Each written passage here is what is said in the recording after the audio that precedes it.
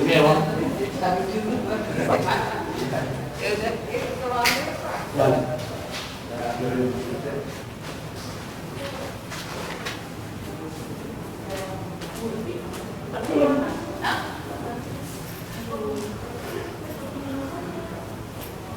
Tolong cari suruh cepet keluar. Mbak Egis kemana Mbak Oci? Ini. Yang Mbak Egisnya ada di mana sekarang?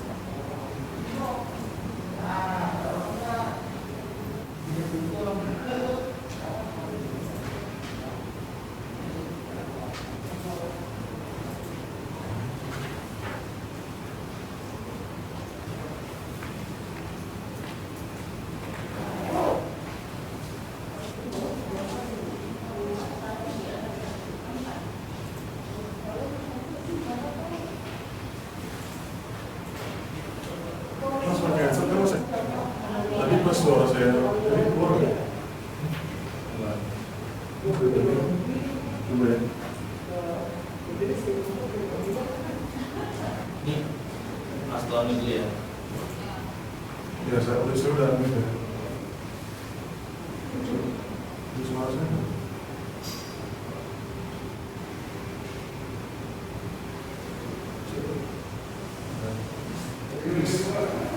Oh.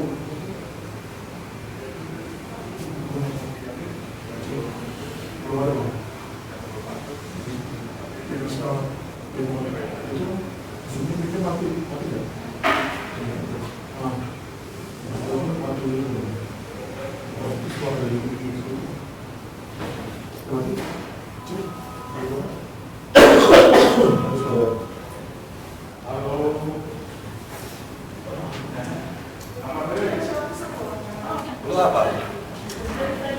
Ya.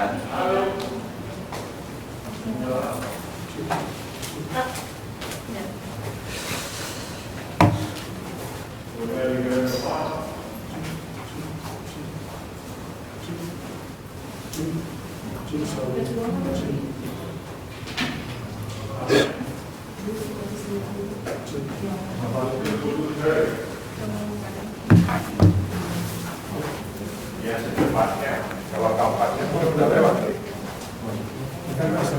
Ya. Oh ya, ini Nova hari ini. Oh ya, yang apa?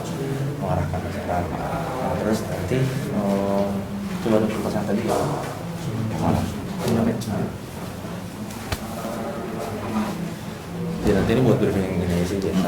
Ini Pak, ini udah enak belum? Kalau mau nulis udah. Kelihatan nggak kawan-kawan? Kelihatan. Masuk nggak? Masuk keren nggak? Kalau nulis. Masuk kan? Jadi nanti Pak, nanti kuncinya akan bacakan ini, Pak.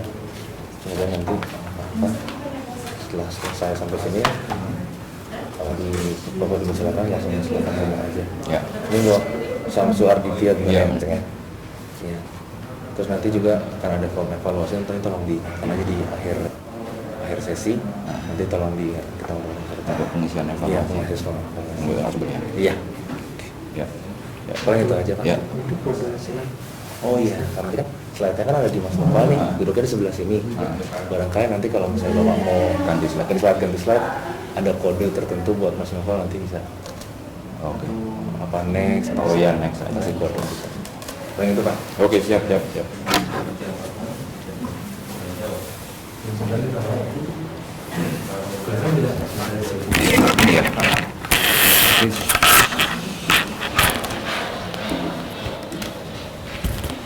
Mana ini dalam? Dalam aja ya. Hah? Ini ya.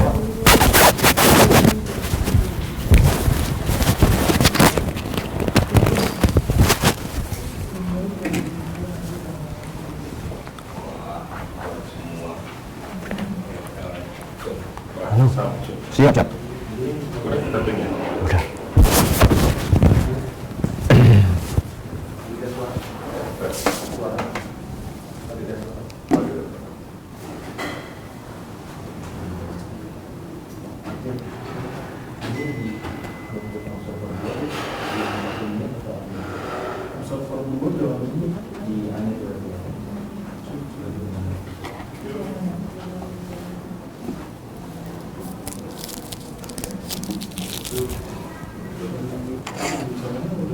Kopi apa air putih?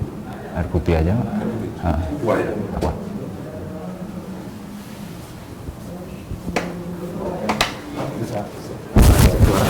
Tes, tes, tes. Tes, tes. Bang, simpannya bisa dibantu oleh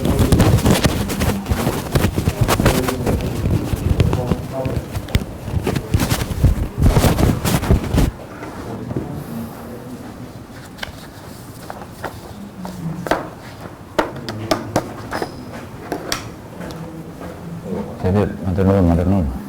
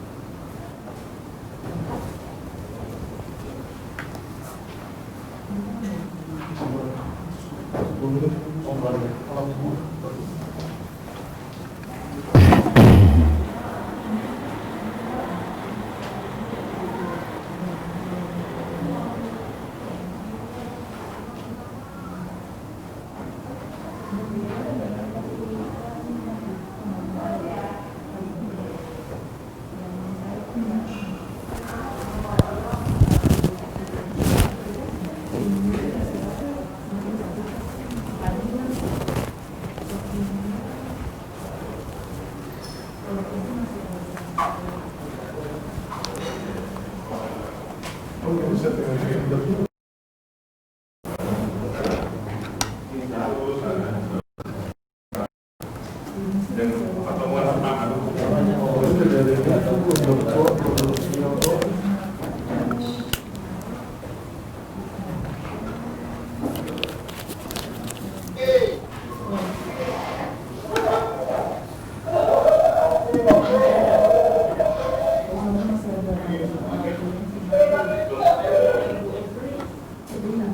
Bang, suara gue keluar nggak bang?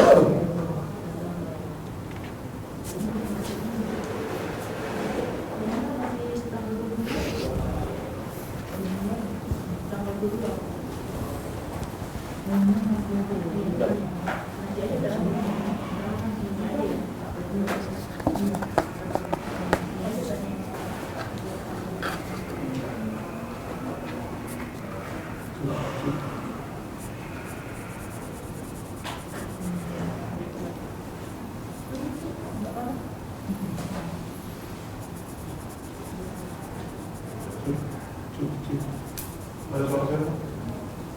Cik, cik.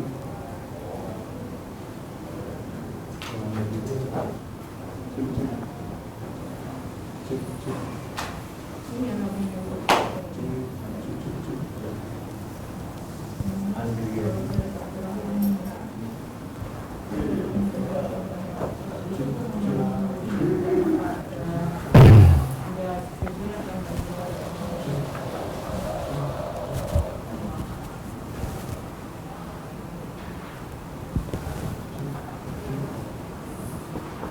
Tes,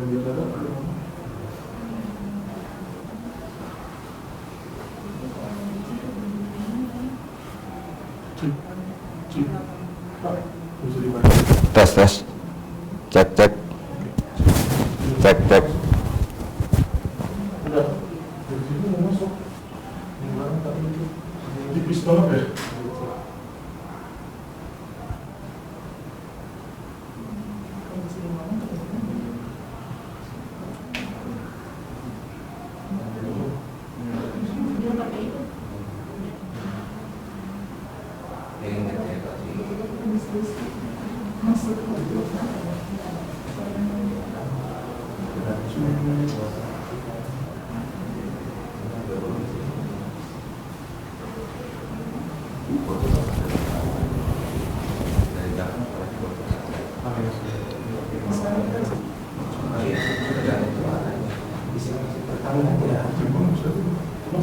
Udah masuk suara.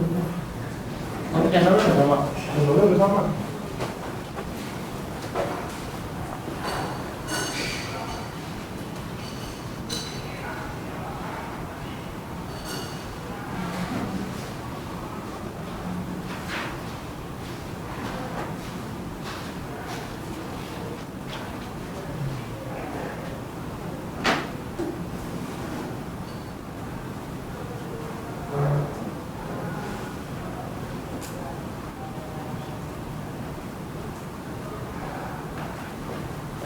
Udah. Kemarin yang ini. Iya. Yang ini kan awal.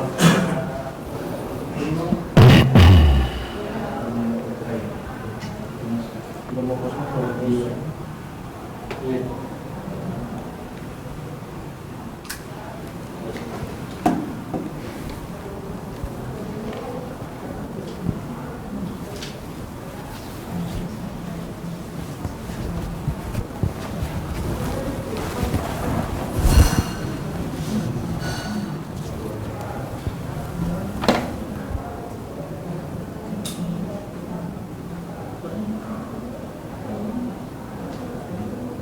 Ngomong terus ngomong.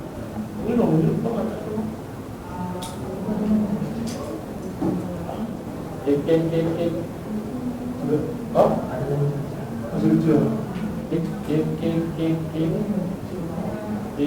cek. Lima itu kan harus ya.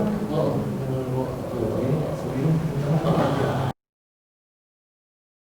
cek.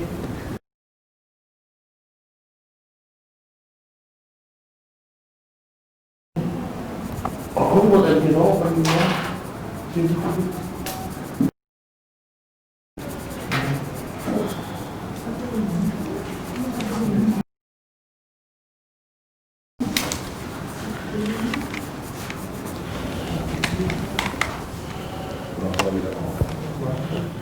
Soalnya habis.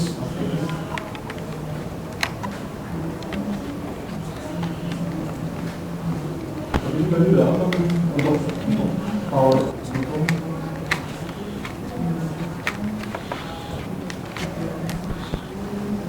Udah kan? Tuh. Nanti ngomongin itu tadi. Coba ngomong.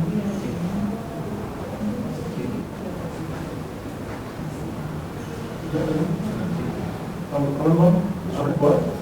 Tipis.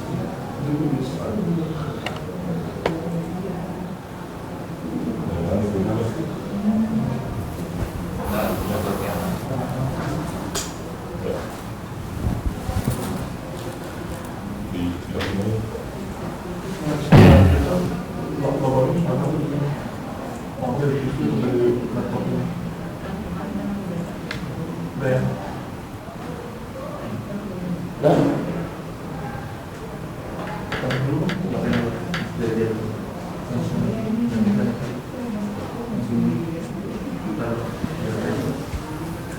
Bisa dipastiin dulu viewernya semuanya dengarnya suara dari mana, bisa dibantu aja sama kayak gitu semuanya. Yang keras.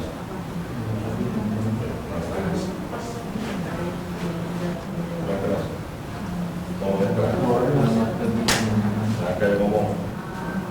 Akan cerai apa? Selamat pagi.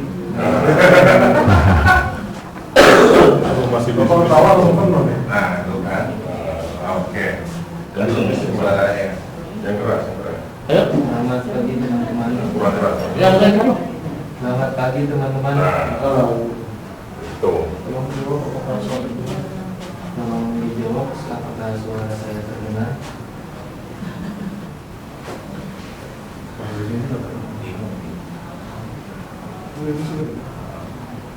Yang keras, yang keras. Selamat pagi teman-teman. Jangan bisik-bisik, Pak.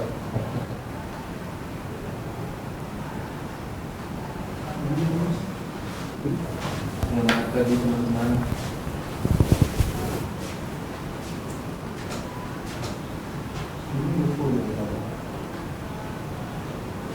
Nah, kamu yang ngomong kan? Ini pakai komunikasi gratis. Udah ada cerita. Selamat pagi teman-teman fasilitator lapangan. Kita lagi tes suara dulu. Boleh ada yang jawab satu orang perwakilan, silakan. Selamat pagi. Bisa ada yang tes? Suara apa? Coba. Terima kasih teman-teman kamera. Intonasinya sedikit. Apa ada beda kan ngomong? Enggak apa-apa. Belum. Mas maafin. Kagak kayak mau adu utangnya mau jadi.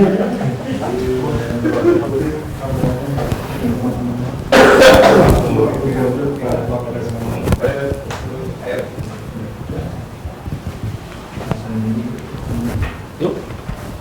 Baiklah bapak-bapak dan ibu-ibu, marilah kita buka pertemuan ini dengan terlebih dahulu mengucapkan puji syukur kehadirat Tuhan Yang Maha Esa. Namun sebelumnya saya ingin menyapa bapak-bapak dan ibu-ibu yang terhormat Bapak Samsu Ardi Tidak selaku narasumber, yang terhormat Bapak Koordinator Pelatihan, yang kami cintai Bapak Ibu rekan-rekan TFL. Assalamualaikum warahmatullahi wabarakatuh. Salam sejahtera untuk kita semua. Saudara-saudara yang kami hormati, sebagaimana tercantum pada jadwal pada kesempatan hari ini kami akan membahas materi pengadaan di tingkat masyarakat. Sebelum penyajian materi, saya akan menyampaikan sedikit pengantar terkait dengan materi yang akan disampaikan oleh narasumber. Materi ini menjelaskan tentang proses untuk memperoleh barang jasa serta tata cara pengadaan barang jasa yang sederhana, berbasis masyarakat, berbasis potensi alam setempat dan prinsip-prinsip pemberdayaan. Materi ini sangat penting bagi rekan-rekan TFL dalam implementasi kegiatan di lapangan. Baiklah, sebelum narasumber menyampaikan materinya, saya sampaikan beberapa ketentuan cara sebagai berikut. 1. Narasumber kami beri waktu untuk penyampaian materi sekaligus diskusi selama 2 jam. 2. Selama narasumber menyampaikan materi tidak ada instruksi dari peserta. 3. Setelah narasumber menyampaikan materinya, maka akan dibuka sesi tanya jawab. Demikian peraturan yang akan kita pakai. Selanjutnya segera kami persilakan kepada Bapak Samsu Aditya menyampaikan materi.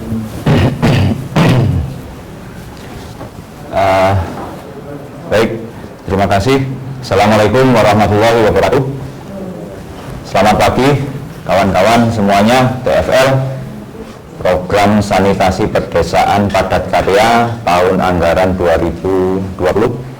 Tetap semangat, masih semangat ya kawan-kawan. Jadi karena kondisi kita sekarang lagi pandemi, jadi tetap semangat dengan kondisi pelatihan peningkatan kapasitas seperti ini. Kita masih tetap harus fokus untuk menyelesaikan program ini. Jadi izinkan saya memperkenalkan diri, walaupun tadi sudah dari moderator sudah disampaikan. Izinkan saya memperkenalkan diri. Saya Samsu Arditya diberi kepercayaan untuk menyampaikan materi pengadaan barang di tingkat pengadaan barang sederhana di tingkat masyarakat, seperti itu. Jadi sebenarnya saya ini reuni karena tahun kemarin saya ada di program sanitasi pedesaan padat karya Sandes juga tahun kemarin. Jadi saya ini reuni untuk menyampaikan beberapa hal terkait pengadaan barang dan jasa di tingkat masyarakat. Tahun ini saya dipercaya untuk di TPS 3R, sebenarnya sama TPS 3R, tapi ini tadi diculik hari ini dan beberapa hari ke depan saya diculik ini untuk menyampaikan materi di program sanitasi pedesaan padat karya, seperti itu.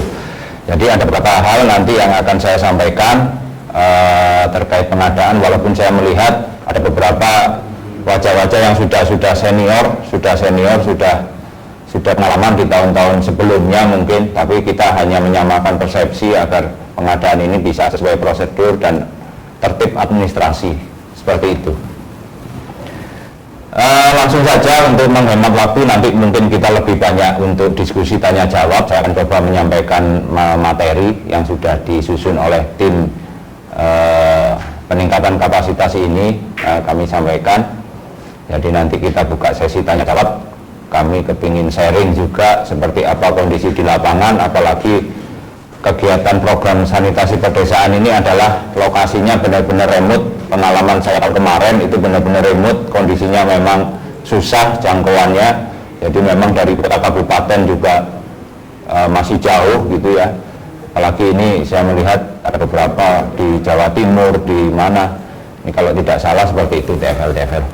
Baik, langsung saja untuk menghemat waktu, saya coba menyampaikan paparan terkait materi pengadaan barang dan jasa di tingkat masyarakat ini. Disimak baik-baik, walaupun saya tahu kondisi kawan-kawan ada di rumah atau dimanapun, disimak baik-baik. Nanti kita coba buka untuk materi diskusi, sharing seperti apa kondisi yang ada di lapangan. Baik, silakan minta tolong.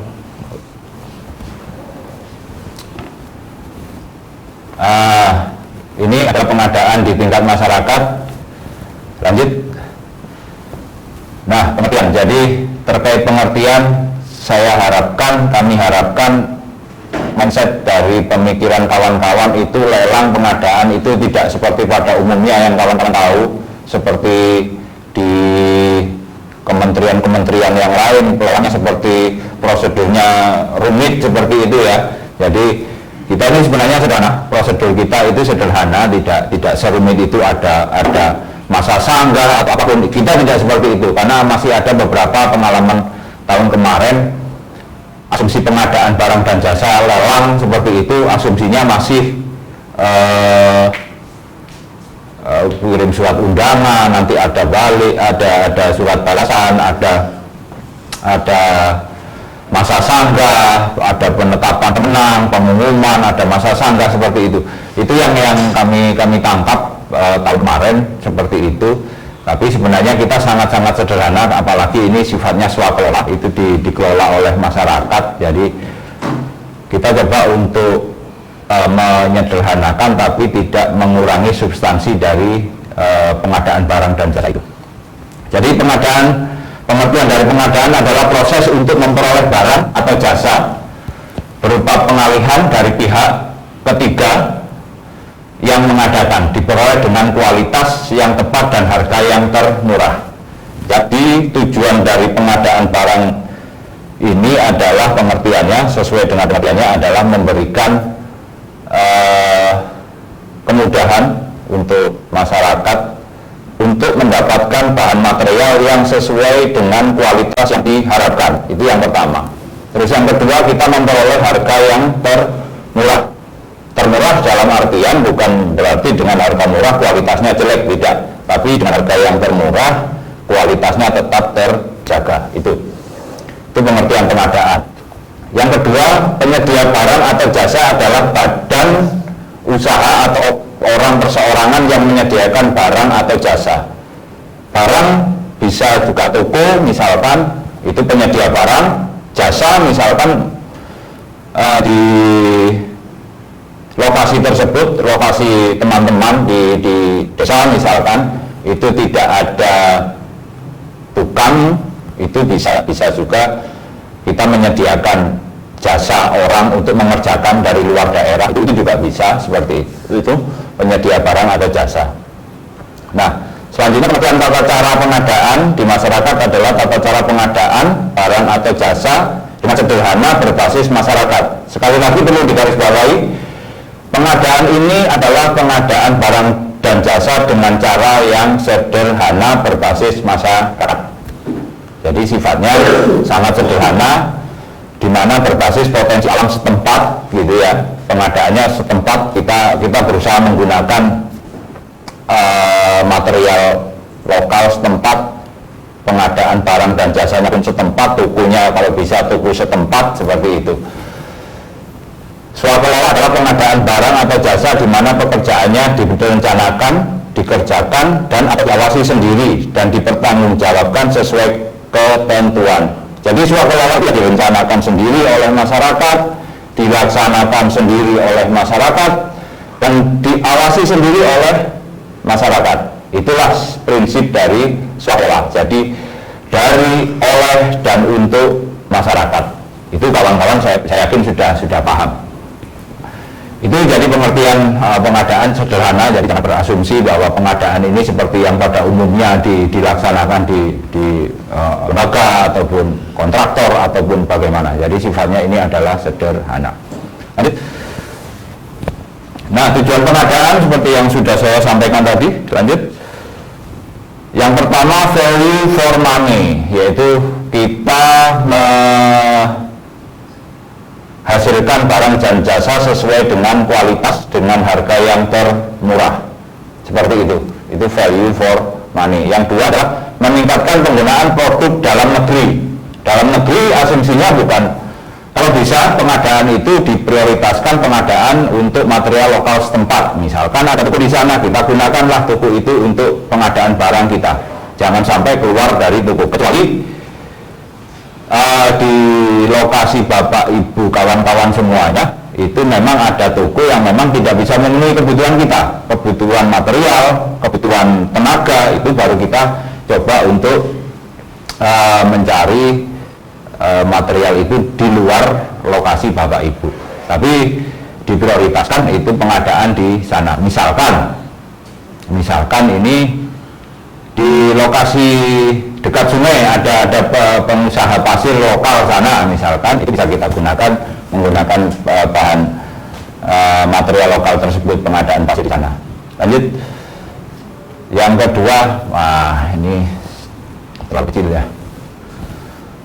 Meningkatkan peran serta usaha mikro, usaha kecil dan usaha menengah. Usaha mikro misalkan yang punya usaha toko material yang sifatnya masih kecil seperti itu bisa kita menggunakan jasa mereka untuk pengadaan barang di program kita. Misalkan penjualan semen kita beli di sana, pengadaannya di sana, besi mereka di sana, itu salah satunya untuk meningkatkan peran usaha mikro. Mereka juga mempunyai pendapatan untuk kegiatan ini, merasakan juga hasil dari program ini.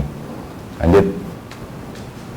Meningkatkan peran pelaku usaha nasional, ini hampir sama, cuman skalanya skala nasional. Usaha banyak pengusaha di misalkan ada pengusaha tambang di tambang pasir gitu ya, di wilayah Bapak Ibu, itu kita bisa menggunakan jasa mereka untuk memenuhi kebutuhan terkait pasir untuk program kita, pelaksanaan kita. Lanjut. Mendorong pengadaan berkelanjutan. Nah, berkelanjutan ini selama program ini pengadaannya berkelanjutan, jadi mereka mendapatkan nilai ekonomis dari kegiatan ini. Jadi pengadaan ini tetap berlanjutan dan sifatnya seperti tadi. Lanjut. Mendorong pemerataan ekonomi. Nah, ini mendorong pemerataan ekonomi. Seperti tadi, karena swakelola itu adalah dari, oleh, dan untuk masyarakat gitu ya. Siapa yang merencanakan adalah masyarakat sendiri merencanakan, siapa yang mengerjakan masyarakat, gitu ya. Jadi tenaga kerjanya juga kalau bisa orang warga sekitar, warga lokal sendiri itu mendorong perkembangan ekonomi, mereka mendapatkan penghasilan, apalagi sifat kita adalah padat karya sekarang, itu nilai ekonomi menjadi salah satu pertimbangan kita untuk meningkatkan pemetaan ekonomi di masyarakat. Termasuk toko-toko tadi yang seperti yang disampaikan tadi, menggunakan produk-produk dalam negeri gitu ya, ada pengusaha di wilayah Bapak Ibu semua, itu bisa dimanfaatkan, digunakan untuk peningkatan nilai ekonomi. Mereka akan barang dagangannya akan laku gitu ya, akan laku, akan semua perputaran ekonomi di desa Bapak Ibu semua akan terjadi. Lanjut, meningkatkan keikutsertaan industri kreatif. Nah, ini hampir sama. Jadi ya, kita rata-rata hampir sama, kita coba untuk memberdayakan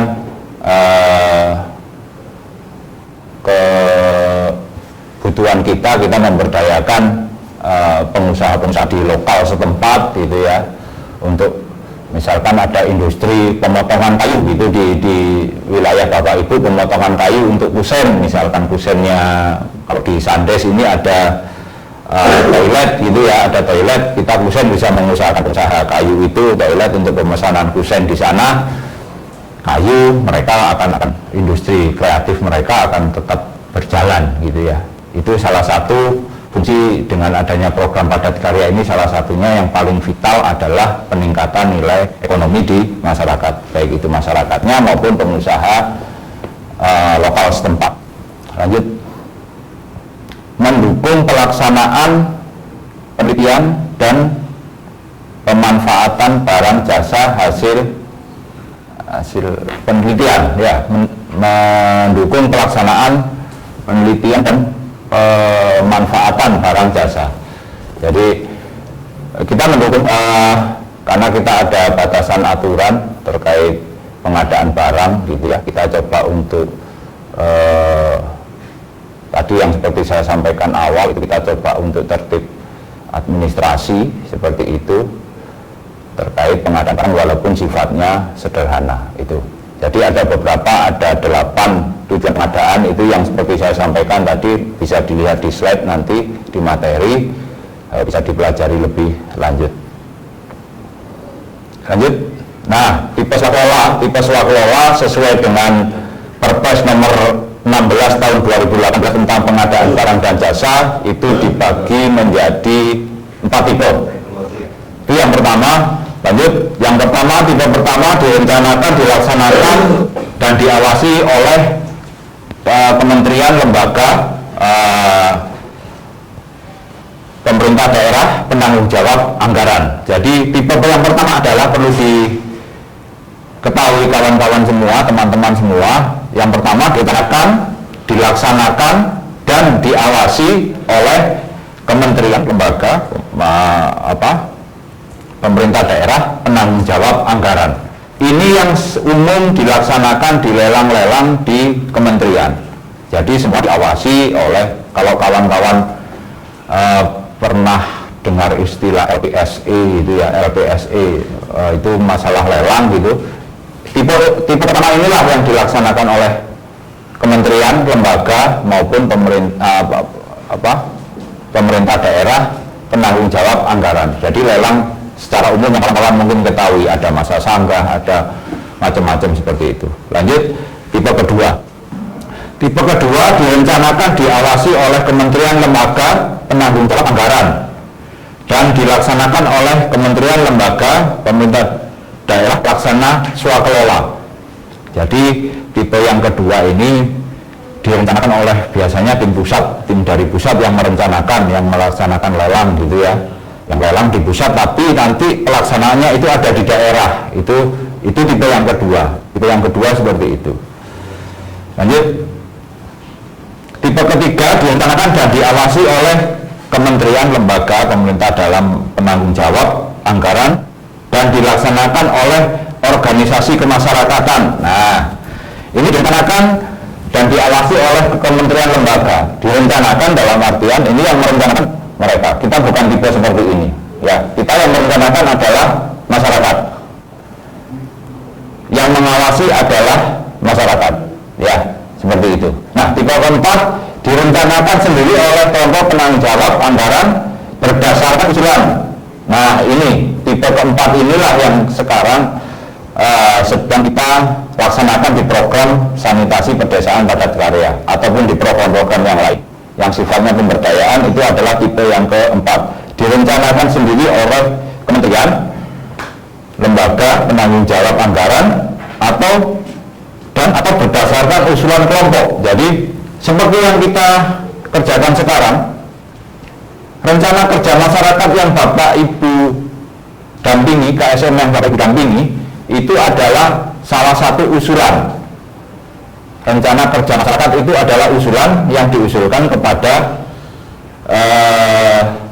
kelompok atau lembaga kementerian pemerintah dalam negeri, dalam hal ini BPK. Bapak pasti akan mengusulkan RKM tersebut ke Satker, gitu ya. Itu yang terjadi. Dan dilaksanakan serta diawasi sendiri oleh kelompok masyarakat. Siapa yang mengawasi adalah SM dan juga masyarakat, kelompok swadaya masyarakat. Itu yang Bapak, Ibu, kawan-kawan sekarang sedang laksanakan, sedang kerjakan. Itu adalah tipe yang keempat. Jadi Bapak, Ibu, kawan-kawan PFL ini memfasilitasi KSM untuk membuat usulan program di mana disebut rencana kerja masyarakat yang akan diusulkan dan diverifikasi oleh tim Satker, kelompok, lembaga atau pemerintah daerah. Seperti itu ya. Ini jadi ada 4 tipe, dan tipe yang keempat ini yang sedang kita kerjakan. Jadi semua diusulkan oleh masyarakat dan diawasi oleh kelompok masyarakat itu. Lanjut. Nah, struktur organisasi ini ada seperti ini. Struktur organisasi untuk di tahun ini beda dengan tahun kemarin. Di tahun ini untuk seksi pengadaan barang dan jasa itu masuk di dalam struktur KSM. Ya, untuk yang tahun ini, tahun kemarin struktur untuk seksi pengadaan barang dan jasa itu adalah berdiri sendiri. Itu akan kemarin banyak sekali kendala, permasalahan gitu yang terjadi. Jadi strukturnya seperti ini. Apapun struktur kelompok masyarakat tadi, ketua, bendahara, sekretaris, seksi perencanaan, pengadaan barang dan jasa, seksi konstruksi, seksi pengawasan, ini adalah kelompok swadaya masyarakat KSM yang dibentuk berdasarkan hasil dari forum rembuk warga. Kalau tidak ada rembuk warga dalam forum ini, bisa dipastikan di kemudian hari kemungkinan akan muncul masalah. Itu ya pengalaman. Kalau ini hasil rembuk, hasil kesepakatan warga, ketua, bendahara seperti itu akan insya Allah akan lancar pekerjaan. Seperti itu, perjalanan penyelesaian pekerjaannya akan lancar. Dan yang jelas kelompok ini akan di-SK-kan oleh PPK atau balai, seperti itu.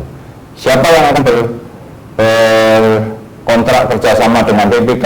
Ya KSM ini mewakili masyarakat yang sudah merencanakan program sanitasi pedesaan padat karya. Jadi strukturnya seperti ini. Perbedaan dengan tahun-tahun sebelumnya, itu untuk seksi pengadaan barang dan jasa itu masuk di dalam SK, struktur SK. Jadi tidak perlu bentuk tim berita tim penyusunan barang dan jasa nantinya, karena sudah ada seksi sendiri di sini khusus pengadaan barang dan jasa. Itu salah satunya seperti tadi, pengadaan material, pengadaan pencarian tukang gitu ya, kalau pekerja, kalau kesulitan atau mencari survei harga termurah nantinya, itu adalah seksi pengadaan barang dan jasa. Jelas ya sampai di sini. Ini struktur organisasi di dalam KSM. Lanjut. Nah, etika pengadaan, saya biar cepat. Etika pengadaan nanti kita seksi diskusi. Lanjut. Etika yang melaksanakan tugas secara tertib disertai rasa tanggung jawab. Jelas, tertib dalam artian tertib ini adalah tertib administrasi. Seperti tadi, sebelum pengadaan kita ada survei harga, ada rembuk penyepakatan harga, seperti itu. Ini adalah secara tertib administrasi dan penuh rasa tanggung jawab bahwa harga survei itu adalah harga benar-benar real yang mereka survei. KSM survei, tim pengadaan survei, bukan harga yang sudah dinaikkan atau di markup atau bagaimana ya. Ini jadi benar-benar real harga survei. Bekerja secara mandiri dan menjaga kerahasiaan ya. Tim pengadaan ini adalah etikanya bekerja secara mandiri, tidak ada intervensi dari siapapun. Jadi harga yang sudah kalaupun ada harga yang termurah, harga yang sudah disepakati itu adalah memang benar-benar harga real yang ada di lapangan. Tidak saling mempengaruhi, baik langsung maupun tidak langsung. Nah, ini nanti dipengaruhi. Bikin aja murah, misalkan seperti itu. Nanti saya beli di sini, nanti saya akan seperti ini. Nah, itu tidak diperbolehkan di program kita. Menerima dan bertanggung jawab atas segala keputusan yang ditetapkan. Ya, menerima dan bertanggung jawab ini dalam artian ketika hasilnya sudah dirembukan dan sudah diforumkan, diplenukan, hasilnya disepakati warga, itulah hasil kesepakatan bersama. Itu yang harus dijalankan. Menghindari dan mencegah terjadinya pertentangan kepentingan para pihak yang terkait. Ya, ini konflik kepentingan. Jadi kenapa harus mandiri gitu ya, biar tidak ada konflik kepentingan.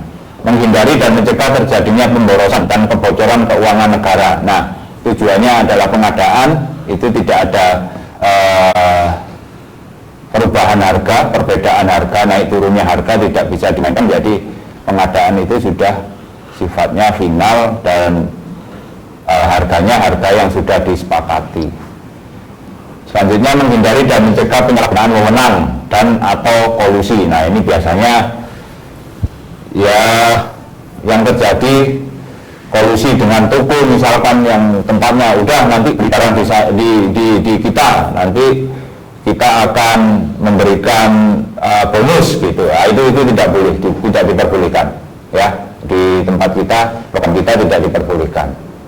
Tidak menerima dan menawarkan atau tidak menjadikan. Nah, ini maksudnya itu tidak menjadikan. Nanti kalau hargamu sekian, harga murah, nanti saya akan pengadaan di tempat Bapak misalkan. Nah, itu tidak diperbolehkan. Jadi tidak ada. Semua adalah fair, semua adalah terbuka. Itu etika pengadaan seperti itu. Jadi semuanya serba terbuka, semua diplenukan, semua hasil harga yang sudah disepakati pun itu adalah harga yang sudah final disepakati oleh masyarakat. Jadi di kemudian hari tidak sampai terjadi kecurigaan dari masyarakat itu, wah harga semen 70.000, wah saya beli hanya 60.000. Nah, itu tidak boleh. Jadi apa yang sudah disepakati itulah harga yang sudah real ada di lapangan. Nah, ini persiapan sebelum pelaksanaan pengadaan. Nah, ini tim pengadaan harus memahami RKM. Nah, ini perlu digarisbawahi. Tim pengadaan itu harus tahu RKM, rencana kerja masyarakat. Karena di dalam RKM itu ada RAB, rencana anggaran biaya, yang menjadi acuan sebagai dasar untuk melakukan pengadaan. Kebutuhannya apa? Material. Kebutuhan materialnya apa? Semen kah, besi kah, atau apapun. Harganya berapa di RAB? Nah, ini nanti yang kita akan jadikan bahan diskusi. Pengadaan untuk melakukan perencanaan pemaketan pengadaan. Jadi di RAB itu ada kelihatan kebutuhan semen berapa total RAB. Misalkan kebutuhan semen 50 juta. Nah, ini ada kita sudah 50 juta, ini harusnya sudah pengadaan gitu ya, pengadaan secara sederhana karena satu item material itu nilainya di atas 50 juta. Ini nanti jadi tim pengadaan itu harus memahami dokumen RKM karena di dalamnya ada RAB, itu menjadi acuan tim pengadaan untuk mengadakan barang yang dibutuhkan sesuai RAB ya, untuk pemaketan, istilahnya untuk pemaketan. Misalkan besi, total RAB kebutuhan besi 70 juta misalkan seperti itu. Nah, kita harus lihat RAB-nya masing-masing. Yang kedua, mengidentifikasi kebutuhan barang dan jasa serta kompetensi penyedia. Nah, ini kaitannya dengan kenapa harus mengetahui RKM. Mengidentifikasi kebutuhan barang, misalkan kebutuhan barang semen, misalkan ini butuh 200 sak, ternyata toko setempat tidak dapat memenuhi kebutuhan itu untuk pelaksanaan program kita. Nanti ketika kita paksakan pengadaan di tempat itu akan menghambat pekerjaan kita. Itu yang yang salah satu tujuan dari tim pengadaan itu harus dapat mengidentifikasi itu. Jadi potensi penyedianya seperti apa, gitu ya. Itu yang harus diidentifikasi. Yang ketiga, tim pengadaan melakukan survei harga pasar sesuai dengan paket pengadaan dengan cara mendatangi toko, mengirim surat kebutuhan barang. Jadi dengan acuan RAB tadi, rencana anggaran biaya tadi, harga satuan di RAB itu akan menjadi acuan tim pengadaan barang ketika survei harga toko ketika akan melaksanakan pengadaan barang. Jadi acuannya adalah RAB. RAB itu menjadi acuan tim pengadaan barang untuk melakukan seperti tadi pemaketan, pembelian, harga survei selanjutnya, seperti itu. Jadi masih banyak kendala yang kami temui, mungkin hampir semua kawan-kawan seperti itu. Sebenarnya pola itu bukan salah sih, tapi itu sudah menjadi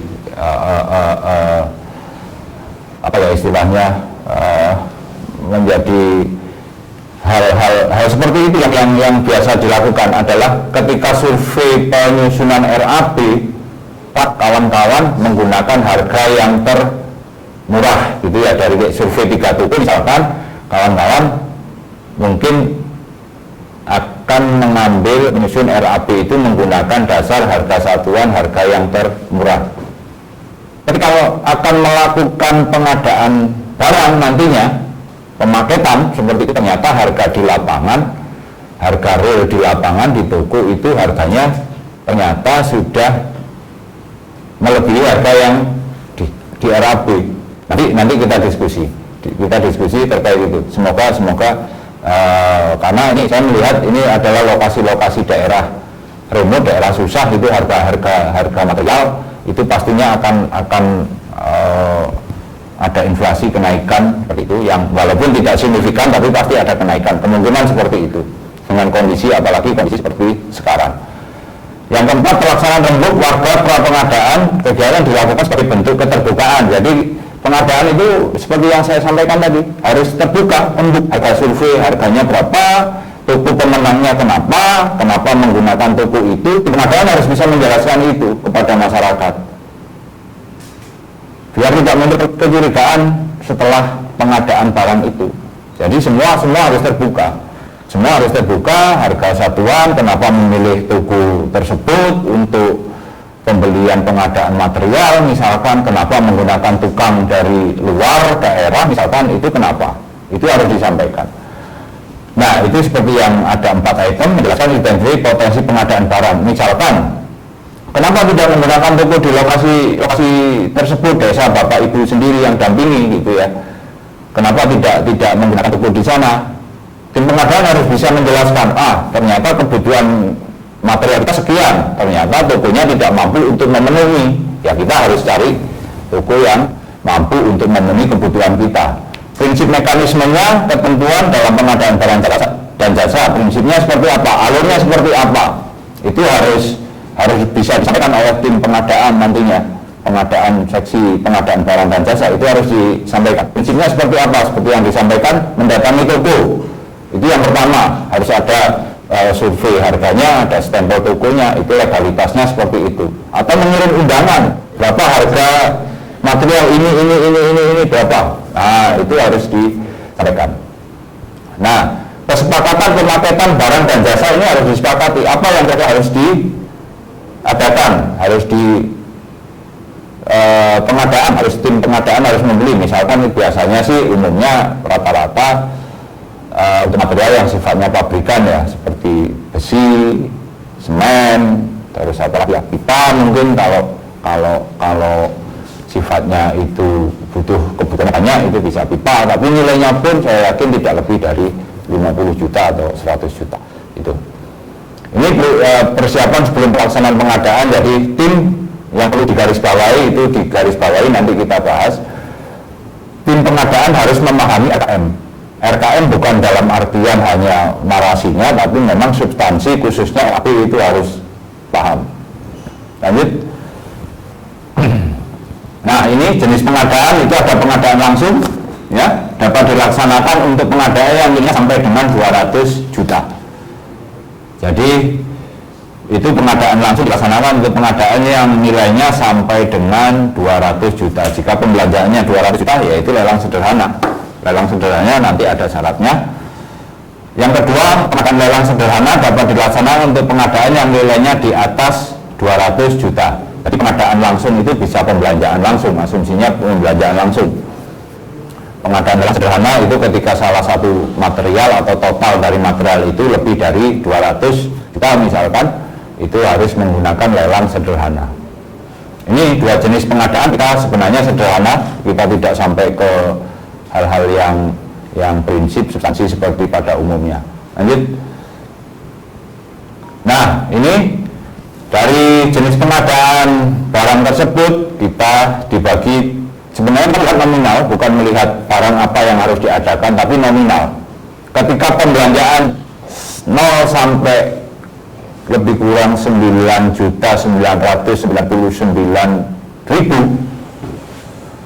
10 juta kurang 1 rupiah misalkan, itu pengadaan langsung. Pengadaan langsung, buktinya adalah kwitansi pembelian, selesai. Misalkan di RPDB Bapak Ibu kawan-kawan semua, RPDB 1 ada pembelian material sejumlah 20 juta atau 5 juta. Nah, itu cukup dengan kwitansi, ya, cukup dengan kwitansi. Yang kedua, 10 juta sampai 50 juta masih tetap pengadaan langsung. Buktinya apa? Nota dan kwitansi. 50 sampai 200 juta, nah ini SPK, surat perintah kerja, itu 50 sampai 200 juta. Jadi ringnya 50 sampai pembelanjaan 50 sampai 200 juta itu butuh SPK, surat perintah kerja. 200 juta sampai 5 miliar itu adalah lelang sederhana. Perikatannya apa? Adalah kontrak antara tim pengadaan barang dan jasa dengan supplier, dengan toko, dengan siapapun yang memenuhi kebutuhan pemenuhan material yang kita butuhkan. Jadi ada 4, 0 sampai 10 itu cukup. Sebenarnya bukan kwitansi ya, kwitansi pembelian nota dan kwitansi pembelian. 10 sampai 50 masih pelaksanaan pengadaan langsung nota dan kwitansi. 50 sampai 200 surat perintah kerja SPK, 200 sampai 5 miliar itu adalah lelang sederhana. Lelang sederhana itu ya memberikan undangan, nanti mereka memberikan balasan ke kita, siap untuk menyuplai, dan itu perikatannya adalah kontrak. Tujuan dari kontrak adalah kita akan mengikat harga, jelas ya. Jadi tujuan kita melaksanakan kontrak itu adalah untuk mengikat harga. Lanjut. Pengadaan metode partisipasi masyarakat kurang dari 50 juta. Lanjut. Nah, ini tahap pengadaan, sumber barang material dikuasai oleh satu penyedia atau kelompok. Tahap pengadaan partisipasi masyarakat, sumber barang jasa tidak dikuasai oleh satu penyedia kelompok. Jadi jangan, kalau ada pembanding ya harus dibandingkan, beberapa penyedia itu harus dibandingkan, baik itu harganya, kualitasnya, kesanggupannya untuk memenuhi, itu harus dibandingkan. Tidak boleh hanya satu toko gitu ya, atau satu penyedia jasa, itu manipulasi, itu monopoli gitu ya, bukan manipulasi tapi monopoli. Itu monopoli. Kita mengarahkan, padahal tadi di syarat pengadaan itu kita tidak perlu intervensi gitu ya. Lanjut. Ini nanti bisa dibaca, ini narasi. Masyarakat atau kelompok pengumpul barang material dapat ditunjuk langsung melalui kesepakatan dalam lembuk warga. Nah, misalkan di satu daerah di desa Bapak Ibu hanya ada satu toko yang biasanya memenuhi kebutuhan penjualan material gitu ya. Nah, itu kalaupun harus membandingkan dengan toko sebelah itu terlalu jauh atau aksesnya terlalu susah. Nah, itu perlu disepakati dengan warga, apakah kita sepakat untuk menggunakan toko itu. Nah, itu perlu disepakati dalam lembuk warga untuk pengadaan barang gitu ya, harus disepakati. Cara pengadaan barang yang berasal dari masyarakat atau kelompok kumpul. Lanjut.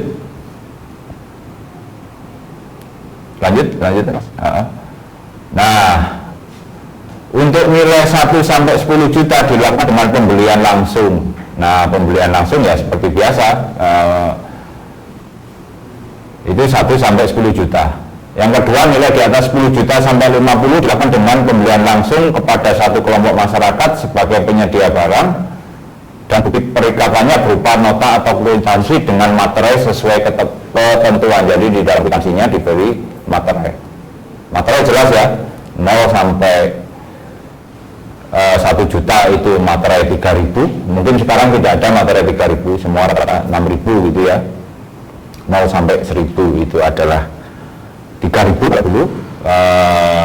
10 sampai ke atas itu materai 6.000, di kwitansinya sampai 50 juta seperti itu menggunakan materai. Tapi sekarang sepertinya tidak ada lagi materai 3.000, saya jarang ya.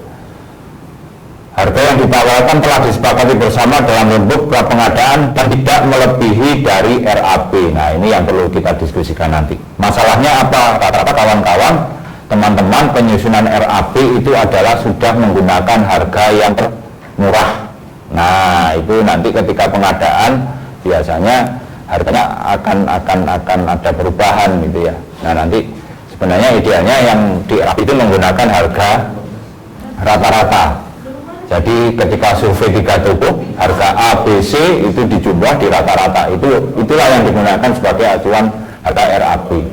Saya nggak tahu, nanti kita diskusi terkait hal tersebut. Lanjut. Biaya sewa kendaraan untuk mengangkut material tersebut dapat dibayar terpisah dengan mengikuti ketentuan pengadaan sewa alat. Jadi antara harga dasar material dengan harga transportnya itu bisa dipisah.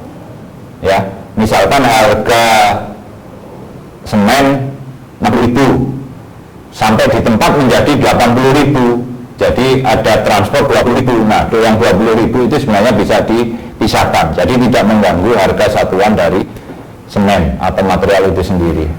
Jelas. Lanjut.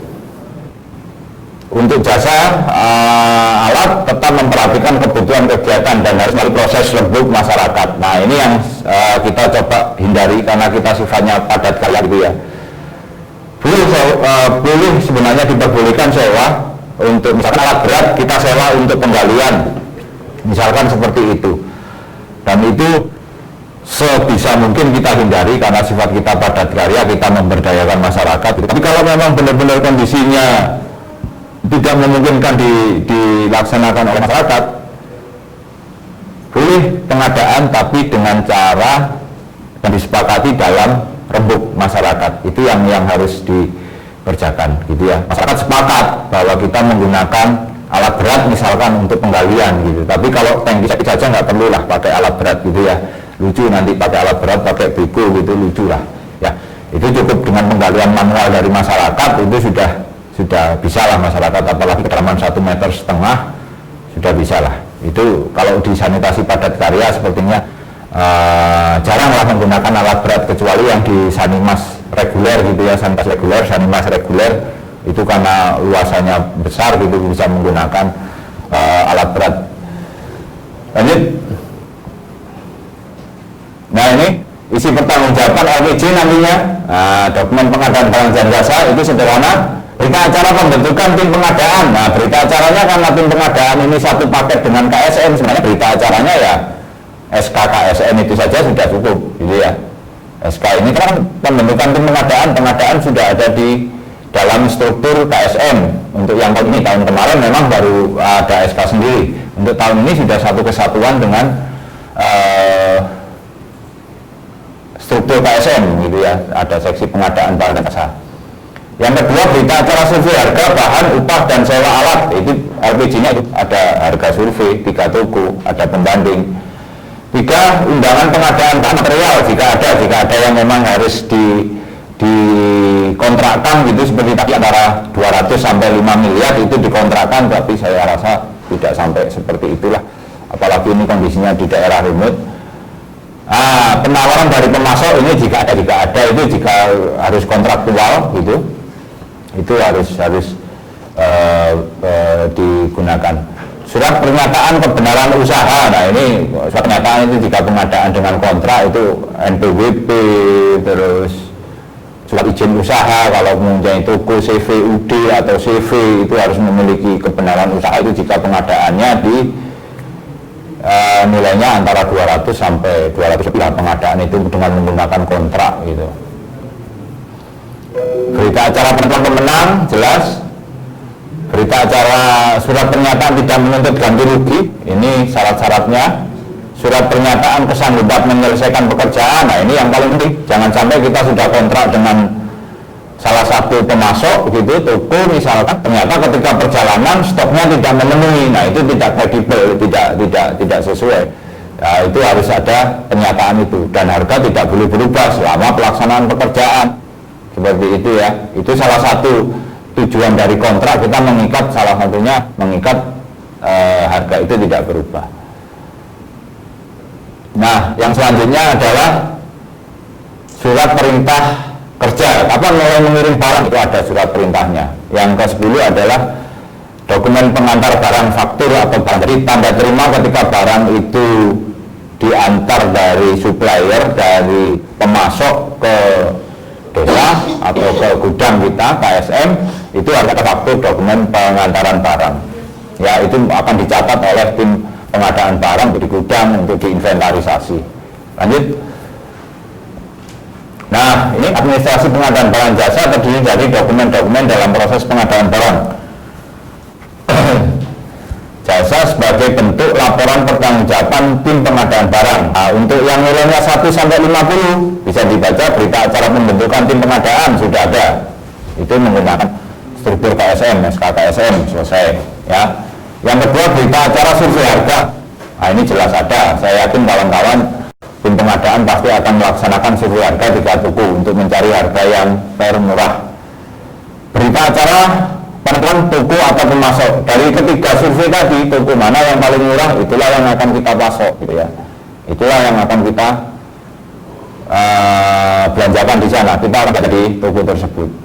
Nah, selanjutnya dokumen pengantaran barang atau faktur barang. Ini dokumen pengantar itu bisa nanti buktinya nota, kwitansi seperti itu, kwitansi pembayaran, kwitansi pembelian, itu faktur, dan itu tercatat oleh tim pengadaan barang dan jasa. Barang-barang apa saja yang masuk. Ini yang paling penting. Jadi antara 1 sampai 1 rupiah sampai 50 juta itu berita acara sebenarnya cukup ini. Nah, nanti bisa dilihat RPDB Bapak Ibu yang pertama, misalkan RPDB menarik yang pertama 70 juta, yang material berapa? Untuk material ternyata hanya 25 juta. Ya, syaratnya harus ada itu. Berita acara, survei harga bahan, berita acara penentuan pemasok, dokumen faktur harus ada untuk LPG-nya. Selanjutnya untuk nilai 50-200, berita acara pembentukan tim pengadaan ini sudah ada ya. Berita acara survei jelas. Nah, undangan pengadaan bahan itu undangan bisa berita acara, undangan kita menyampaikan kesanggupan undangan untuk mampu nggak pemasok memenuhi kebutuhan kita, gitu ya, kebutuhan material, kebutuhan selama pelaksanaan pekerjaan, sanggup tidak undangan, kita berikan undangan, kita undang. Penawaran dari pemasok, mereka akan mengembalikan undangan, menjawab undangan kita dengan mengisi hasil rincian kebutuhan material kita, harganya berapa pemasok, saya sanggup, seperti itu. Surat pernyataan kebenaran usaha ini sama gitu ya, kebenaran usaha seperti yang tadi, syarat pengadaan. Kalau UD ya harus punya surat izin, kalau CV ya harus punya surat izin, atau apalagi PT gitu ya. Itu secara umum seperti itu. Tapi saya rasa di sanitasi perdesaan padat karya, apalagi daerah remote, paling toko ya toko. Biasanya ketika ada toko pasti ada surat izin, minimal ada surat izin dari RT RW setempat untuk bahwa dia sedang usaha material gitu ya, di sana pasti ada. Nah, itu salah satu yang bisa kebenaran usahanya harus didapatkan. Berita acara penentuan pemenang, nah dari kita mengundang, mereka menjawab, hasil penawaran dari pemasok seperti apa, kita bandingkan mana yang termurah, mana yang paling lengkap, mana yang bisa memenuhi selama program, selama pelaksanaan. Itulah yang kita pilih, itu yang kita rembukan, itu yang kita sampaikan ke masyarakat. Itu ya.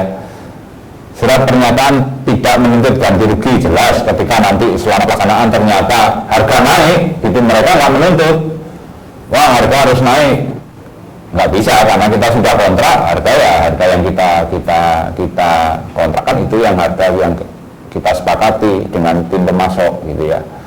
Itu harus seperti itu. Surat pernyataan kesanggupan menyelesaikan pekerjaan sama sampai selesainya program, mereka sanggup untuk memasok. Surat perintah kerja SPK, dokumen pengadaan barang, faktur, ini wajar biasa ya, seperti biasa sama. Jadi itu tujuannya untuk mencatat semuanya, keluar masuk, berapa yang kita butuhkan, berapa yang sudah diantar, itu harus terrekam, semua harus tercatat. Jadi tidak ada lebih, tidak ada kurang, semua sesuai kebutuhan yang ada di lapangan. Lanjut. Nah, ini perubahan kontrak. Nah, ini kalau ada perubahan kontrak, dalam hal terdapat perbedaan antara kondisi lapangan pada saat pelaksanaan dengan gambar atau spesifikasi. Ini perubahan kontrak, ini dengan PBK, ini misalkan menambah atau mengurangi volume tercantum dalam kontrak. Nah, misalkan rencana pembangunan tangki septik ada 40. Nah, misalkan seperti itu. Ternyata ketika di lapangan kondisi real lapangan hanya cukup untuk 20, misalkan 20 titik. Nah, itu ada perubahan volume. Nah, itu perlu adanya adendum kontrak, itu disampaikan ke PBK dengan justifikasi kondisi real seperti apa, itu disampaikan dengan dasar apa-apa yang disampaikan. Ya, tidak boleh rencana 40 titik ternyata realisasi hanya 35 tanpa ada perubahan apapun, itu yang salah nanti. Harus ada tetap berita acara perubahan kontrak karena ada perubahan volume. Begitu juga sebaliknya, ketika rencananya 40 ternyata realisasinya menjadi 45, ini ada penambahan, pasti ada yang dikurangi. Nah, misalkan seperti itu. Nah, itu ada pekerjaan tambah kurang gitu ya. Kalau kawan-kawan dari teknik, itu hal biasa terjadi, ada pekerjaan tambah kurang. Misalkan survei harga, waktu survei harga satu sak semen misalkan 70.000, itu satu sak semen. Ketika kita beli 100 sak semen, itu harganya kemungkinan tidak 70.000, mungkin 65. Kita ada selisih 5.000, kalikan sekian. Nah, itu salah satu, kita bisa menambah jumlah sarana yang dibangun gitu ya. Jadi dari 40 jadi 45 misalkan, dari apa, itu ada justifikasinya. Jangan sampai 40 jadi 45 tanpa ada justifikasi, nanti akan jadi pertanyaan. Jadi tetap ketika rencana 40 jadi 45, dari mana ini yang 5? Nah, bisa dijustifikasi, bisa dijelaskan bahwa ada kelebihan dari material, dari upah tukang misalkan, itu bisa disampaikan. Oke. Menambah mengenai jenis kegiatan seperti yang saya sampaikan, mengubah spesifikasi teknis. Nah, misalkan rencana awal menggunakan besi, di RAP menggunakan besi 12, ternyata menggunakan besi 10. Nah, itu juga harus ada berita acaranya, jangan sampai mengurangi kualitas. Mengubah jadwal pelaksanaan. Nah, mengubah jadwal ini biasanya ada kemoloran, ada pertambahan waktu lebih panjang gitu ya, lebih panjang, itu yang harusnya ada perubahan jadwal. Misalkan rencana 120 hari kerja ternyata molor menjadi 140 hari kerja. Nah, itu harus ada justifikasi, harus ada perubahan, adendum seperti itu. Lanjut. Nah, ini perubahan kontrak, ini nanti bisa dibaca kawan-kawan. Lanjut.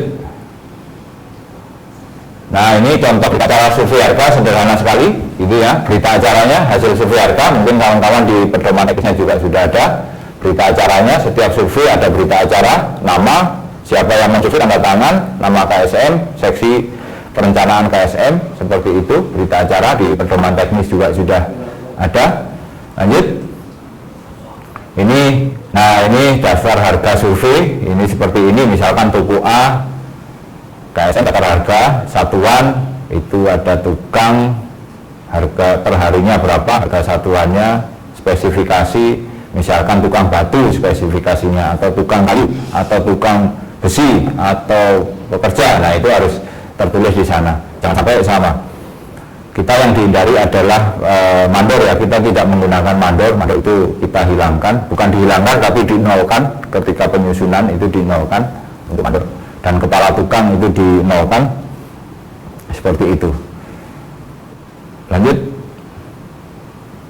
Nah, ini contoh adendum ketika ada perubahan, misalkan waktu pelaksanaannya lebih panjang, ada perubahan, itu perlu adendum. Ini contoh adendumnya antara PPK dengan KSM. Misalkan ada perubahan jumlah volumenya, itu ada adendum. Jika ada perubahan harga gitu ya, harganya akhirnya mengurangi volume, itu juga ada adendum. Ini contoh beberapa adendum kerjasama antara PPK dan KSM yang bisa jadi setiap apapun perubahan yang di luar rencana, apa yang sudah direncanakan itu ternyata realisasinya belum sesuai, itu harus disampaikan ke PPK untuk dilaksanakan perubahan atau adendum kontrak. Seperti itu. Lanjut. Oke, itu beberapa hal. Mungkin saya terlalu cepat ya, kawan-kawan, teman-teman. Saya terlalu cepat. Nanti bisa kita diskusi. Semoga jelas apa yang saya sampaikan. Selanjutnya kita buka sesi diskusi. Saya kembalikan ke moderator. Silakan.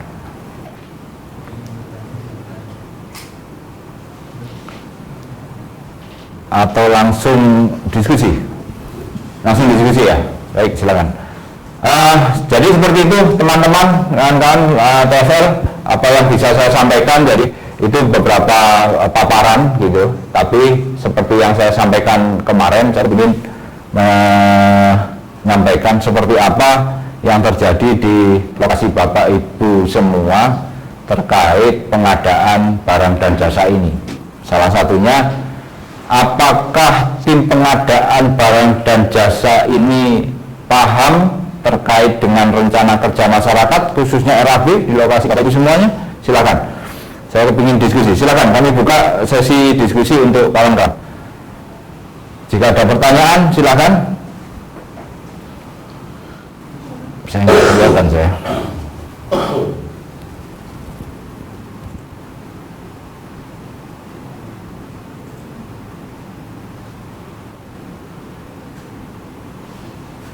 Atau sudah jelas? Silakan. Ini terkait tim pengadaan barang dan jasa seperti itu. Jadi sifatnya, karena saya yakin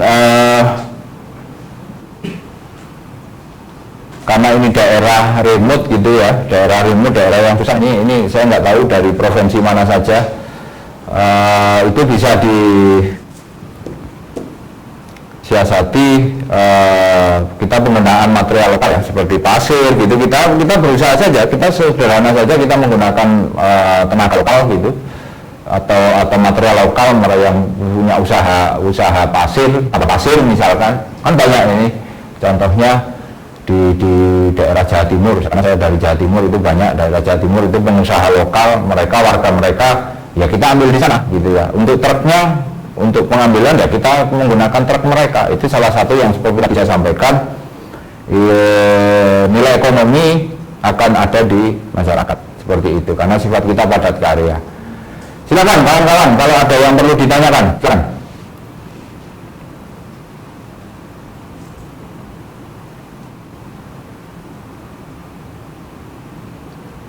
Silakan.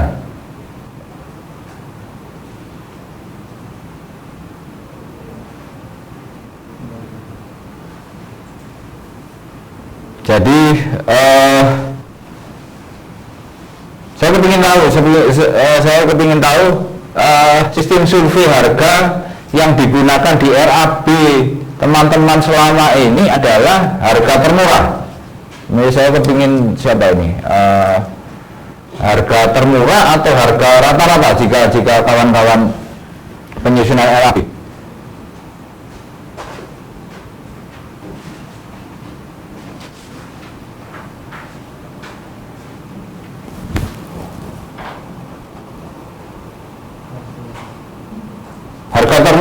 Ini saya baca ada yang harga termurah.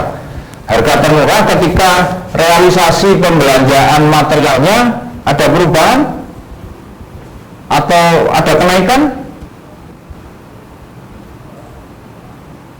Tadi siapa ada yang menggunakan harga termurah gitu ya?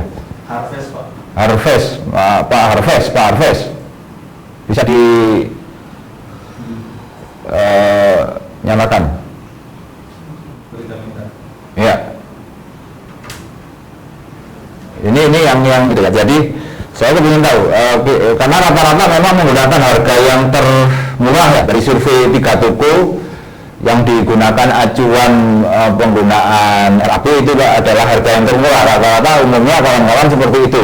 Ini ya, itu yang pemahaman yang selama ini memang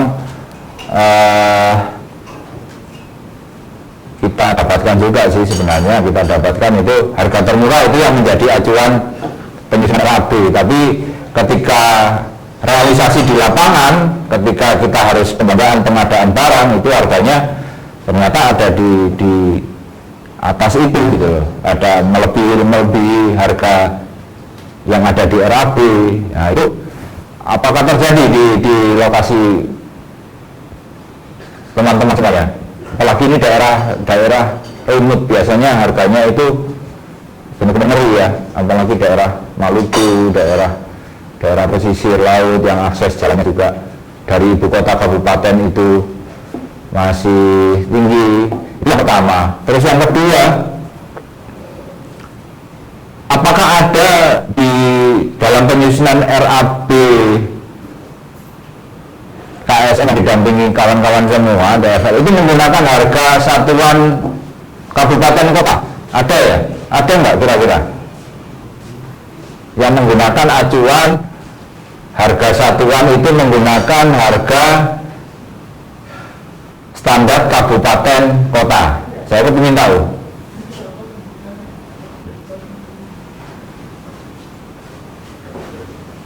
Halo? Mana ini? Ini ada yang termurah, Pak Harvest, Pak Harvest apa Harnes itu? Harvest. Ini yang termurah, itu yang pertama. Terus yang kedua, ada nggak yang menggunakan harga satuannya adalah harga satuan kabupaten kota? Padahal ini lokasinya di daerah remote. Nah, daerah remote dengan kabupaten kota itu masih jauh ya, masih ada yang masih 4 jam, ada yang nyebrang laut juga, itu daerah Maluku ada yang masih nyebrang laut. Coba tolong ada sebagai acuan ini, ada sebagai acuan mana Mbak Didi ini, Pak Didi itu yang menggunakan acuan harga satuan kabupaten kota itu seperti apa? Jadi berarti harga realisasi di lapangan, Pak Didi.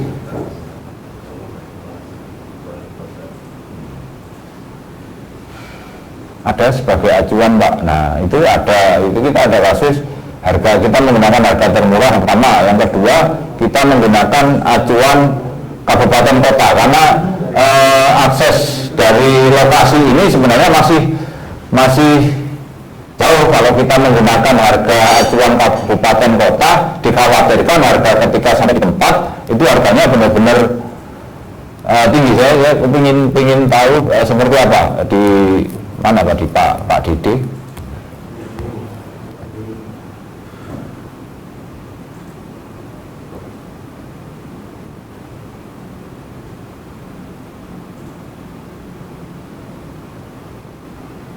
Nggak ada yang berani ngomong, kawan-kawan.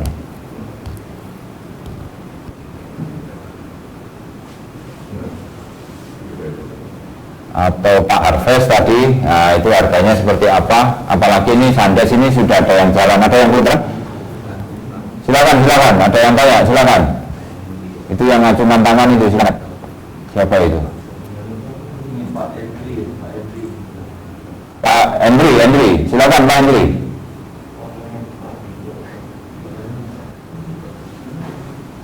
Silakan Pak Henry. Dari kabupaten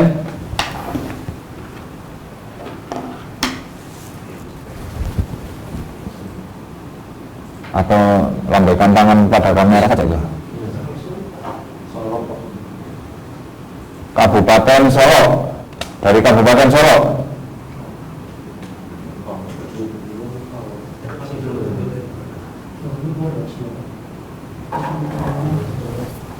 Atau Pak Dede tadi terkait harga, menggunakan harga kabupaten kota.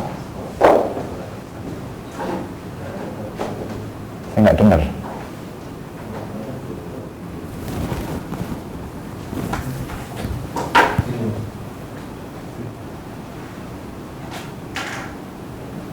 Rencananya nggak?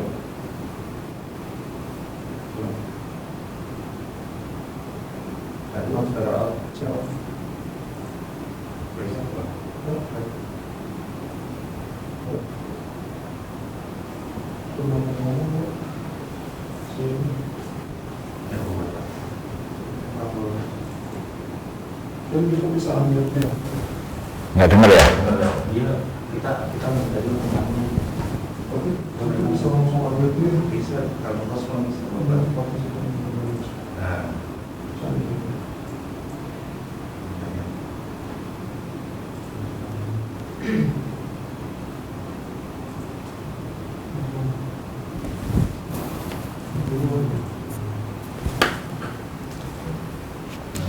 Jadi mau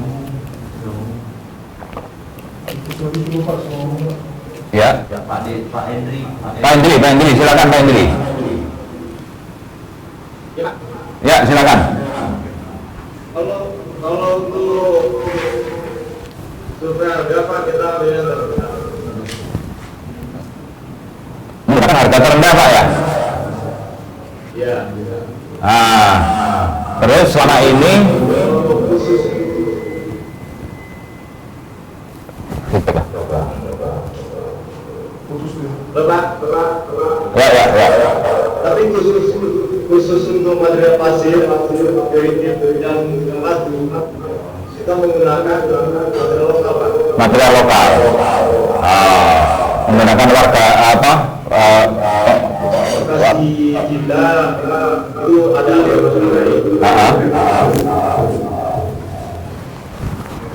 tapi yang menjadi kendala realisasinya lokasi kita yang berkontur yang cukup terjauh itu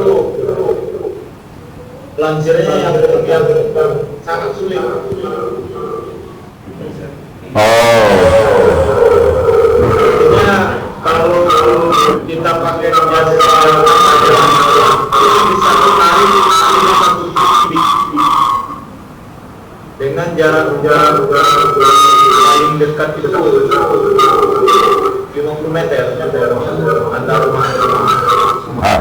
Ya. Jadi yang menjadi kendala di lapangan.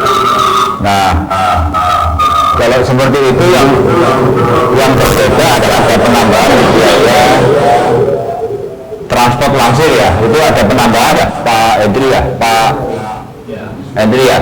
Tapi untuk harga satuan materialnya apakah sesuai dengan harga di RAB? Maksud saya seperti itu. Sesuai ya. Jadi harga termurah masih belum itu ya. Cuman ada perbedaan di ongkos atau biaya langsir tadi ya. Oh ya. Ya. Sementara kita masih komitmen dengan evaluasi akan Swadaya.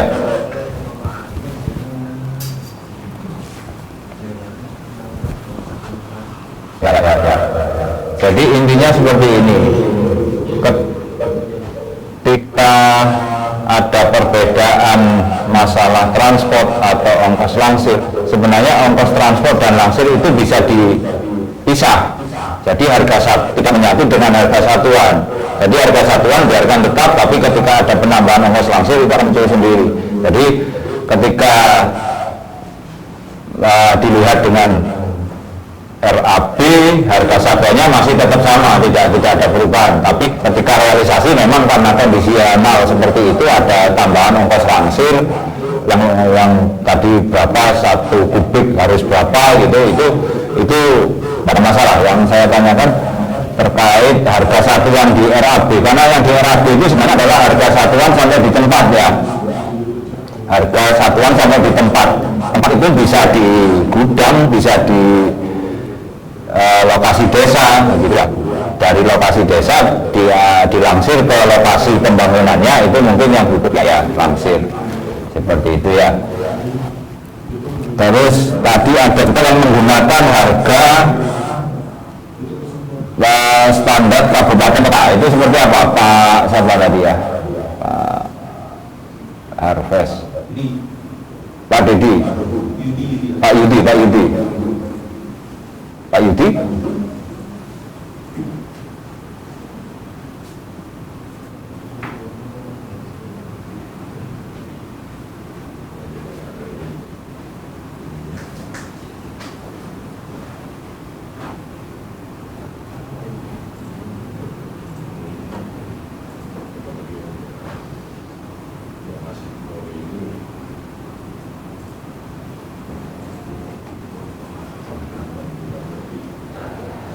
Pasaman, Sumatera Barat.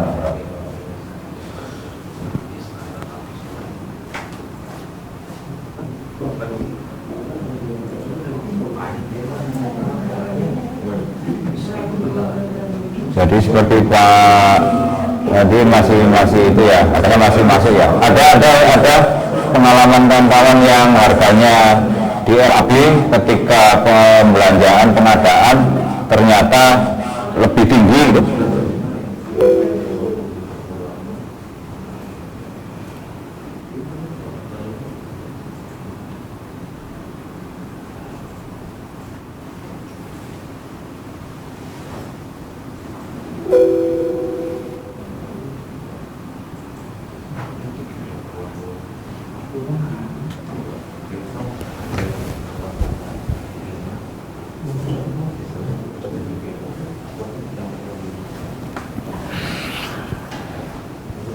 Silakan kawan-kawan.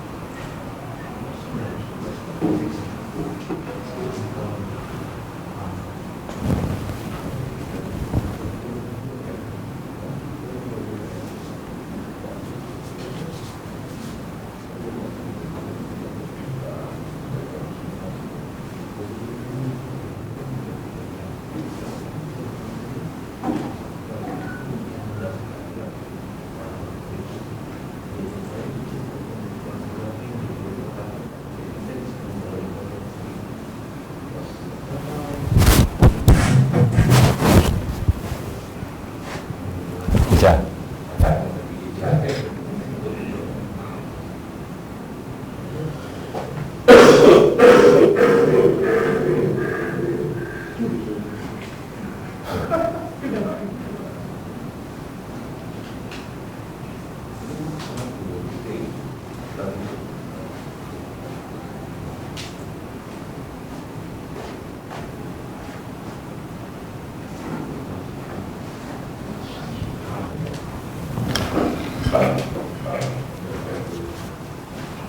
Tadi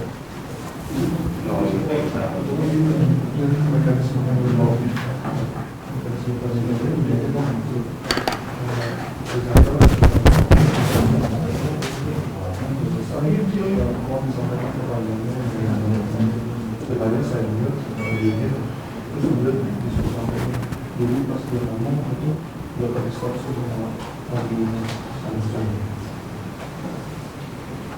itu video bisa melihat.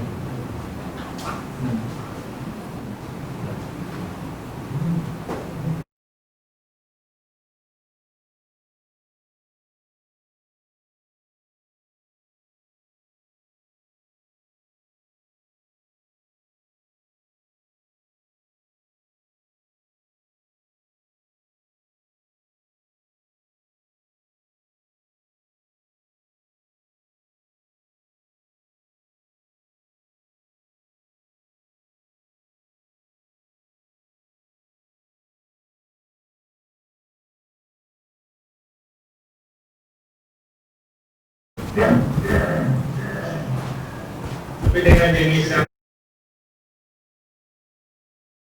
jadi karena stok yang tidak mencukupi, jadi kita dari ukuran atau jenis keramiknya Pak. Oh, oke. Nah, sebelum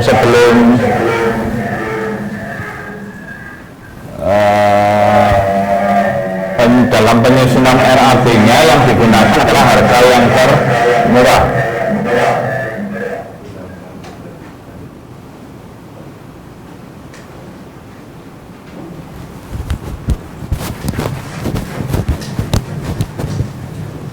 Ya, harga murah. Harga survei termurah.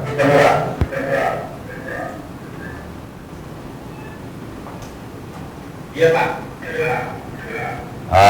Jadi ini perlu saya sampaikan ke teman-teman semuanya ya. Sebenarnya RAB itu yang digunakan adalah harga rata-rata dari harga survei itu. Nah, salah satunya untuk menjaga hal tersebut sebenarnya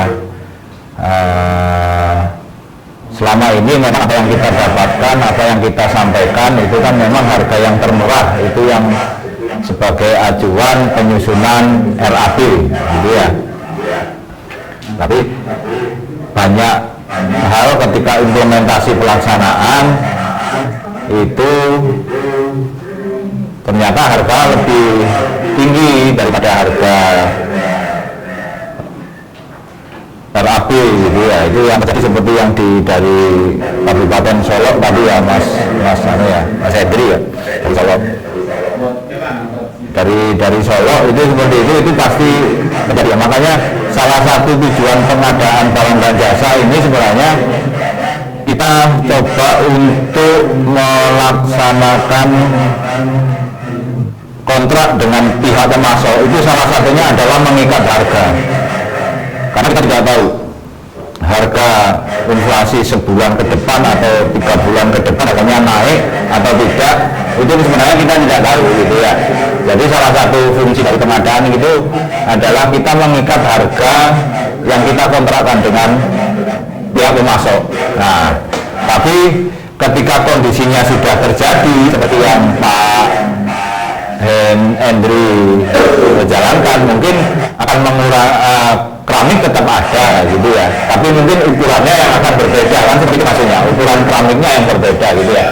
Nah, itu gunakan aja berita acara perubahan itu. Kenapa yang awalnya ukuran 40-40 misalkan akhirnya menjadi 20x20 keramiknya. Nah, itu ada berita acara perubahan, dan itu dilaksanakan di rembuk Pak Hendri seperti itu, dan itu disampaikan nanti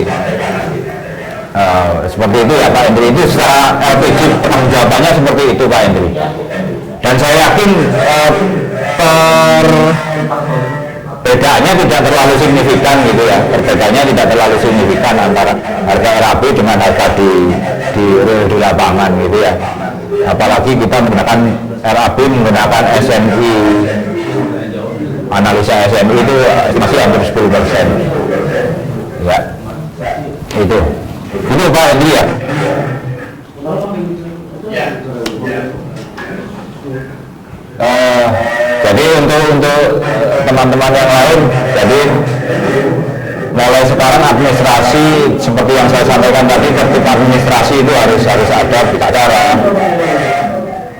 terus lembut, ada perubahan seperti Pak Hendri tadi, karena keramik awalnya 40 kali 40 jadi 20 kali 20, itu harus ada berita acara perubahan itu menjadi dasar bahwa RSM di lapangan itu ada kendala seperti itu, dan itu diberita acarakan dan ditentukan semua masyarakat tahu.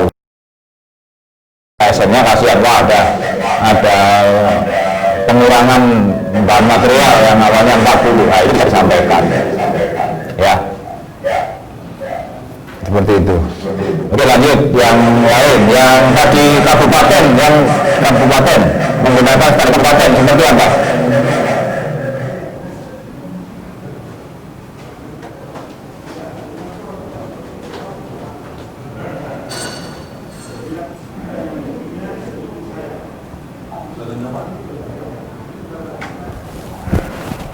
Pak Bu Rizky Solo lagi. Oh, itu sudah.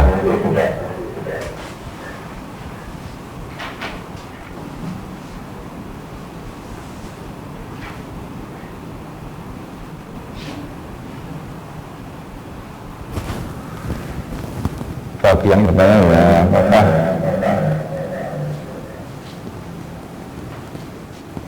nah itu ada pertanyaan, jika menggunakan material lokal daerah tersebut seperti pasir, batu, untuk nota pembelanjaannya apa? Nah, kalau tidak ada nota, kwitansi saja. Tadi kan ini dari siapa ini, Bu Rizky Eka Putri Solo.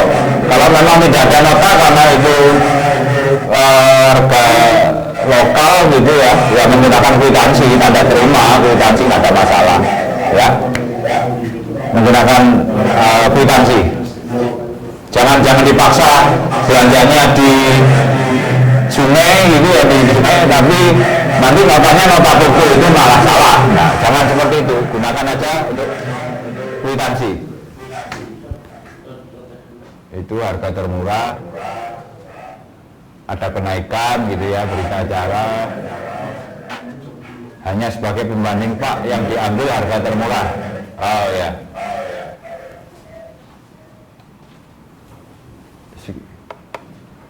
harga standar kabupaten hanya dijadikan acuan dalam survei bahan material di titik bangunan.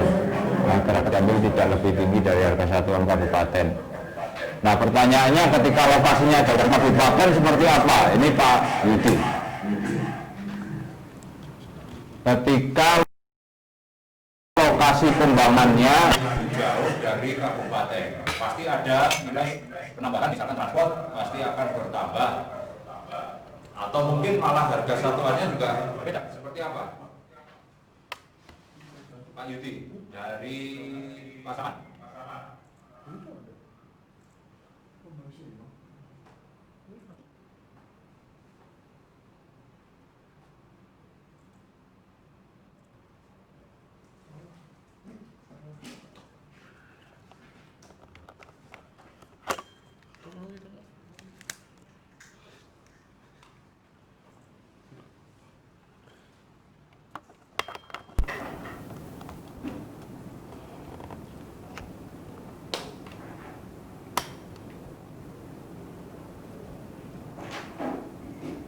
Atau yang lain, atau yang mau ditanyakan?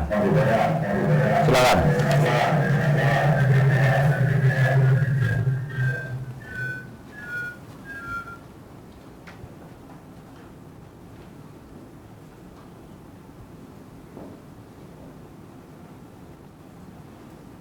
Ini dari Sumatera Barat.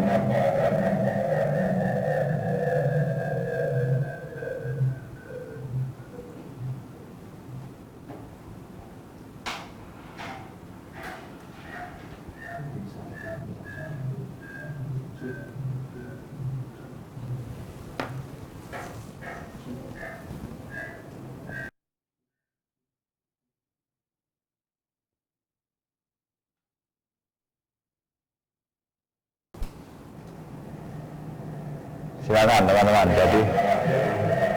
Jadi seperti itu pada prinsipnya pengadaan itu salah satu tujuannya adalah kita coba mengikat harga gitu ya. Ketika kita khawatir kadang ada, karena kondisi kita sekarang seperti ini, dikhawatirkan memang ada inflasi peningkatan harga yang mungkin sangat ekstrim, sangat signifikan. Itu yang kita hindari sebenarnya itu. Terus yang kedua, kita coba untuk